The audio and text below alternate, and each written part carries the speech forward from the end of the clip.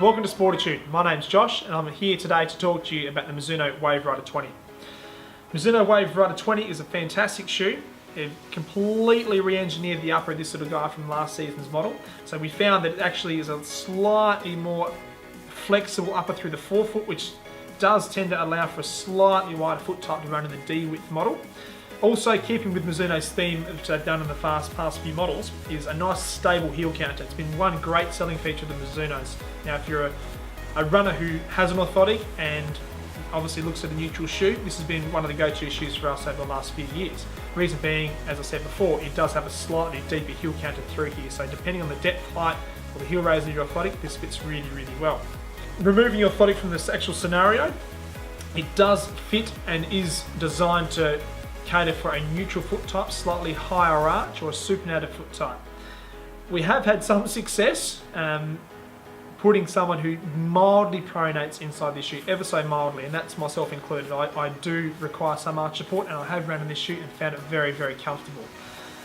For the Mizuno runners out there that understand the range and the actual tier levels, so this little guy here sits just underneath the Mizuno Wave Enigma. Now, for the Wave Enigma runners who love that shoe, reason being is that they actually have that beautiful toe-off phase and haven't been able to run the Wave Riders in the past, like this 18 to the 19, because they probably slapped the ground a bit too much through the forefoot. This little guy here does have a beautiful toe-off phase. So the way I've explained this shoe to a lot of people is that it fits and feels like an Enigma, but it runs like a Rider. It's lightweight, it's soft, but it performs like an Enigma.